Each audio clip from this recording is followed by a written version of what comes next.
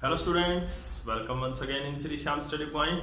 और जैसा कि आपको पता है कि रिप्रोडक्शन इन फ्लावरिंग प्लांट में हमने पिछले लेक्चर के अंदर जो है डेवलपमेंट ऑफ एम्ब्रियो किया था, और उसके बाद में हमने हम जो पढ़ना है हमने वो है डेवलपमेंट ऑफ सीड्स की। एम्ब्रियो डेवलपमेंट के बाद में मोनोकोटिलेडन और डाइकोटिलेडन प्लांट्स के अंदर हमने देखा था कि किस तरह से एम्ब्रियो डेवलप कर जाता है, और हमें पता है कि एम्ब्रियो डेवलपमेंट करके किस में कन्वर्ट होता है, सीड बनाता है। ठीक है, तो सीड क्या है? प्लांट का एक रिप्रोडक्टिव यूनिट होता है जो कि क्या करता है, रिप्रोडक्शन यानी कि प्रोडक्शन ऑफ न्यू प्लांट देता है। रिप्रोडक्टिव जो प्रोडक्ट होता है, मेनली यूनिट तो हम नहीं कह सकते, रिप्रोडक्टिव यूनिट तो है फ्लावर प्लांट की, और जो रिप्रोडक्टिव यूनिट जो होती है फ्लावर, उसका जो फाइनल प्रोडक्ट होता है वो होता है सीड। ठीक है, तो seed is the final product of the reproduction. Reproduction का फाइनल प्रोडक्ट होता है सीड। उसके बाद में क्या होता है, सीड से new plant germinate, new plant है वो सीड से जर्मिनेट होता है, यानी कि न्यू प्लांट सीड से बनता है। तो what is the actual seed? Seed क्या होती है? Seed is a structure. जो सीड है वो क्या है? Seed is a ripened, seed is a ripened ovule. Ovule होता है जो कि मैच्योर ओव्यूल होता है, यानी कि ओव्यूल ग्रो करने के बाद में जब ओव्यूल पूरी तरह से डेवलप कर जाता है तो वो क्या होता है, सीड बन जाता है। हमने देखा था पोस्ट फर्टिलाइजेशन इवेंट्स के अंदर, फर्टिलाइजेशन के बाद में जो ओव्यूल के डिफरेंट पार्ट्स हैं वो क्या होते हैं, डेवलप करते हैं, और वो डिफरेंट पार्ट्स डेवलप करके सीड के अंदर कन्वर्ट हो जाते हैं। तो पोस्ट फर्टिलाइजेशन इवेंट्स के अंदर हमने पढ़ा था कि जो इन सीड के कुछ पार्ट्स होते हैं जो कि ओव्यूल के पार्ट से डेवलप कर जाते हैं, और फाइनल प्रोडक्ट हमारे पास क्या आ जाता है, सीड आ जाता है। तो what is the actual seed? Seed contain, seed के अंदर क्या क्या चीज होते हैं? Seed is a ripened ovule which mainly consist of, जिसके अंदर क्या क्या चीजें होती है,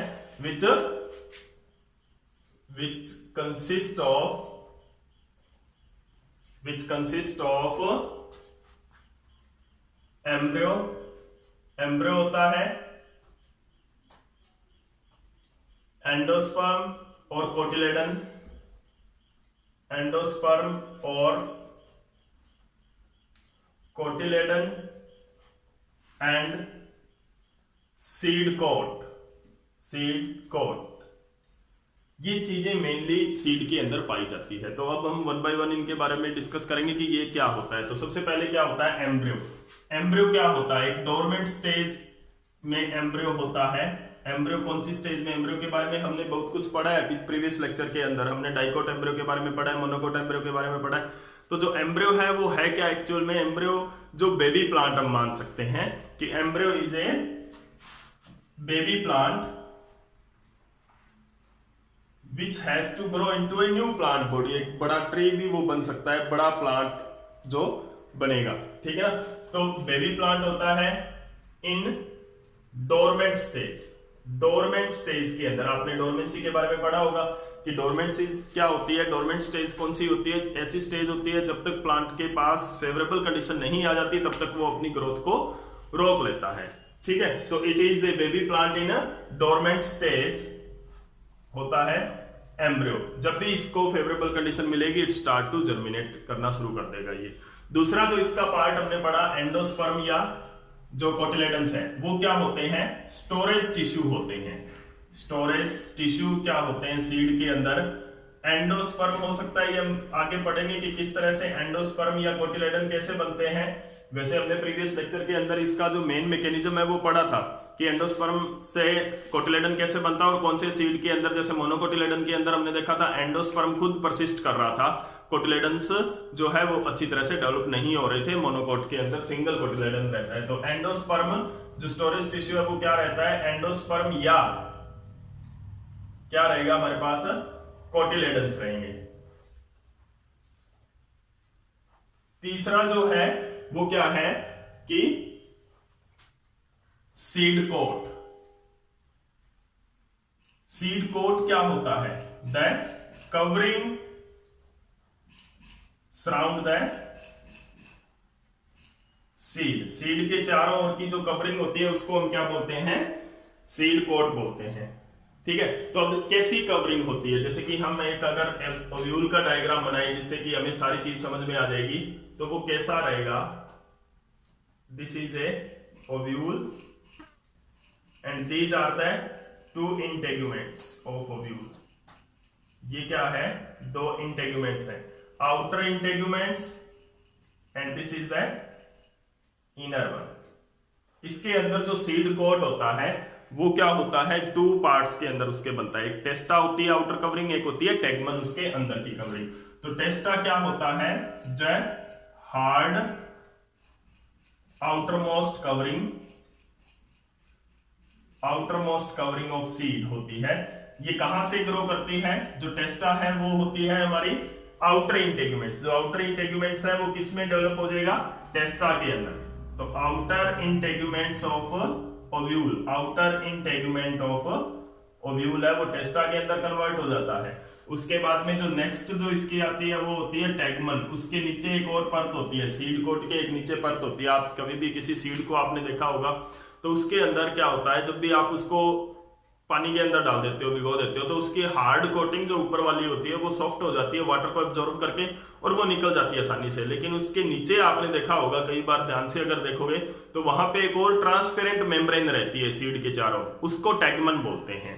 तो टेगमन क्या होती है, इनर इंटेगुमेंट्स, यानी कि जो इनर कवरिंग जो होती है उसको क्या बोलते हैं, टेगमन बोलते हैं। और ये क्या होती है, कहां से बनती है, इनर इंटेगुमेंट से इनर कवरिंग बनती है, जिसको क्या बोलते हैं, टेगमन बोलते हैं। तो testa and tegmens are the two coverings of the seed. Seed की कवरिंग होती है। +1 के अंदर जब आपने सीड का डायग्राम किया है तो उसके अंदर इनकी डिटेल स्टडी की होगी। अभी उसके बाद में हम पढ़ते हैं कुछ टाइप्स ऑफ सीड्स के बारे में, कि किस तरह के सीड्स हो सकते हैं। जो प्रीवियस लेक्चर्स के अंदर भी हमने कुछ डिस्कस किए थे। देखते हैं टाइप्स ऑफ सीड्स क्या हो सकते हैं, किस तरह के सीड्स हैं वो हमारे पास आ सकते हैं। तो सबसे पहले है सीड्स हैं वो 2 टाइप्स के हो सकते हैं, on the basis of the amount of endosperm they carry. ठीक है ना। तो सीड्स के क्या है, types of seeds. Types of seeds, पहला क्या है, on the basis of amount of endosperm persist. Endosperm की अमाउंट, एंडोस्पर्म परसिस्ट कि कितना एंडोस्पर्म उसके अंदर रहता है, उसकी अमाउंट के बेस पर क्या है, सीड के 2 टाइप्स होते हैं। एक होता है albuminous seed, albuminous and ex albuminous. 2 तरह के सीड होते हैं, एल्बुमिनस और एक्स एल्बुमिनस सीड। एल्बुमिनस को क्या बोलते हैं, एंडोस्पर्मिक सीड भी बोलते हैं, एंडोस्पर्मिक सीड। और एक्स एल्बुमिनस को क्या बोलते हैं, नॉन एंडोस्पर्मिक सीड बोलते हैं। तो नाम से पता चल रहा है कि एंडोस्पर्मिक और नॉन एंडोस्पर्मिक सीड हमने प्रीवियस लेक्चर के अंदर भी पढ़ा था, एंडोस्पर्मिक और नॉन एंडोस्पर्मिक सीड के बारे में। अभी और इसकी थोड़ी डिटेल में जाते हैं एग्जांपल के साथ। तो एंडोस्पर्मिक सीड क्या होता है, जिनके अंदर क्या होता है, the seeds which have some amount of endosperm, जिनके अंदर परसिस्ट कर रही है, एंडोस्पर्म परसिस्ट। ये जैसे कि मान लो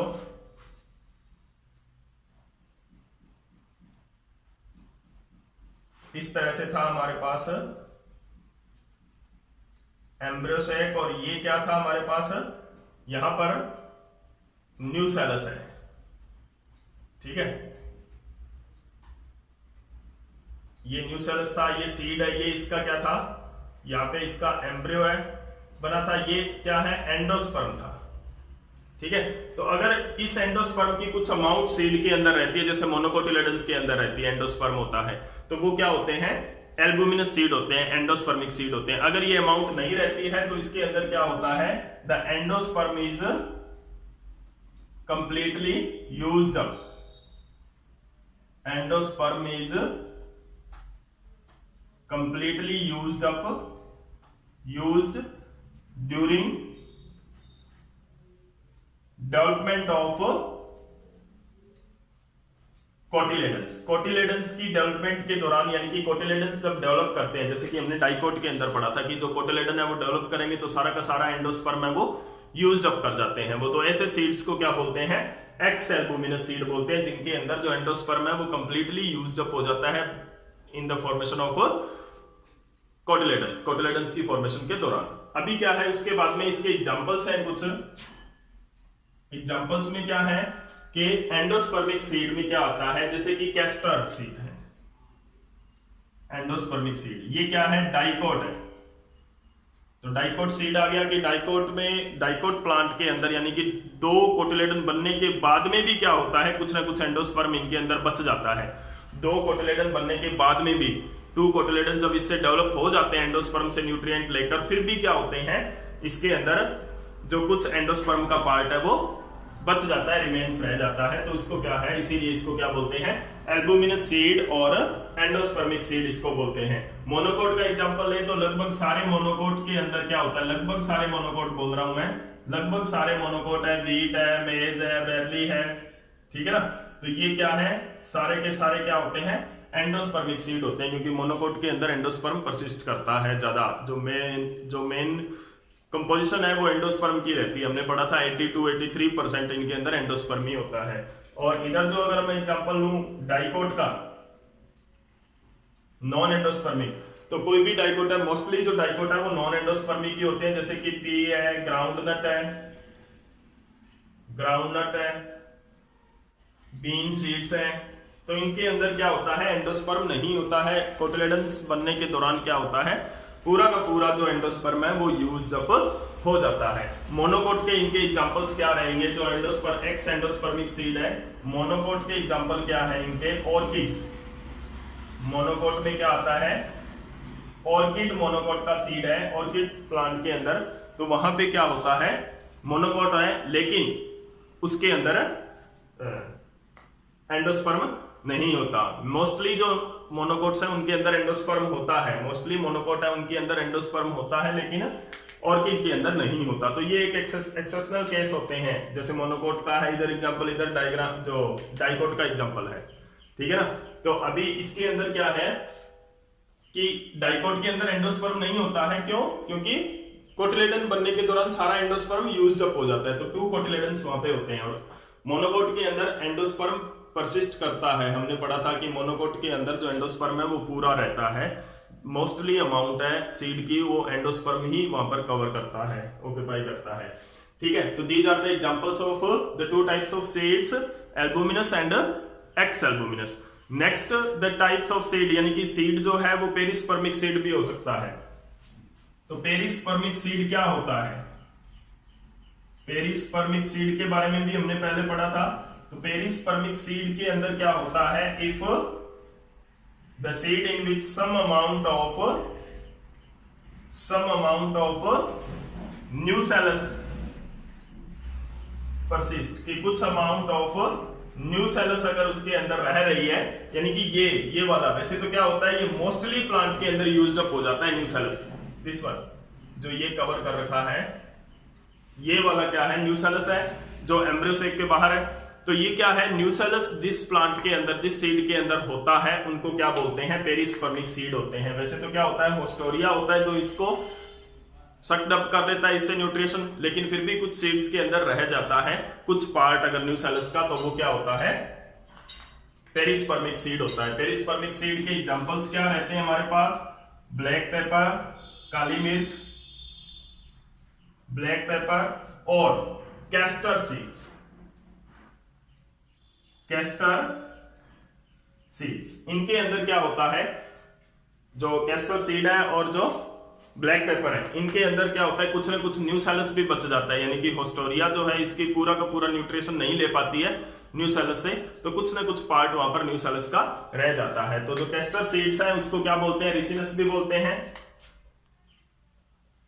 अब इसके बारे में पढ़ते हैं, रिसिनस सीड के बारे में कुछ पढ़ते हैं कि क्या होता है रिसिनस, किस तरह का रिसिनस सीड होता है। तो यहां पर देखो जो रिसिनस सीड होता है उसके अंदर एक ऐसा सीड होता है, इकलौता ऐसा सीड होता है, रिसिनस का एग्जांपल आपने याद रखना है, मोस्ट इंपोर्टेंट रहता है कॉम्पिटिटिव पॉइंट ऑफ व्यू से, कि रिसिनस एक ऐसा सीड होता है जिसके अंदर एंडोस्पर्म और न्यूसेलस दोनों परसिस्ट कर जाते हैं। देखो यहाँ पर एंडोस्पर्मिक सीड है, डाइकोट में एंडोस्पर्म होता नहीं है, डाइकोट प्लांट के अंदर एंडोस्पर्म रहता नहीं है, सारा का सारा दोनों कोटिलेडन बनने में यूज्ड अप हो जाता है, लेकिन कैस्टर प्लांट में रिसिनस में रह जाता है, तो वो एंडोस्पर्मिक है। यहाँ पे पेरिस्पर्म भी इसके अंदर रह रहा है, तो यानी कि जो पेरिस्पर्मिक सीड भी ये है, यानी कि न्यूसेलस भी इसके अंदर रह रहा है। तो इसका मतलब क्या हुआ कि कैस्टर रिसिनस एक ऐसा सीड है जिसके अंदर क्या क्या चीज है हमारे पास, रिसिनस के अंदर न्यूसेलस भी है, न्यूसेलस भी है, एंडोस्पर्म भी है, टू कोटिलेडन भी है, ठीक है ना, क्योंकि डाइकोट है तो टू कोटिलेडन भी बन गए हैं, न्यूसेलस भी इसके पास बच गया है, ठीक है ना। तो यानी कि और एंडोस्पर्म भी बच गया है। एक चीज और इसके अंदर एक स्ट्रक्चर और होती है, जो रिसिनस सीड होता है वो इस तरह का सीड होता है, कैस्टर सीड्स आपने अगर कहीं देखे हैं तो इस तरह का सीड होता है। इसके अंदर क्या होता है, जो होस्टोरिया है उसकी आउटग्रोथ होती है, होस्टोरिया है उसकी आउटग्रोथ होती है। इस आउटग्रोथ को क्या बोलते हैं, इस आउटग्रोथ को होस्टोरिया है वो ज्यादा आउटग्रोथ कर जाता है ताकि न्यूसेलस यूज अप कर पाए, लेकिन फिर भी कुछ न्यूसेलस इसके अंदर रह जाता है। देखो होस्टोरिया आउटग्रोथ कर जाता है फिर भी न्यूसेलस रह जाता है, एंड डाइकोट होता है फिर भी एंडोस्पर्म रह जाता है इसके अंदर। तो यानी कि जो आउटग्रोथ है उसको क्या बोलते हैं, कैरंकल बोलते हैं। आउटग्रोथ को क्या बोलते हैं, कैरंकल।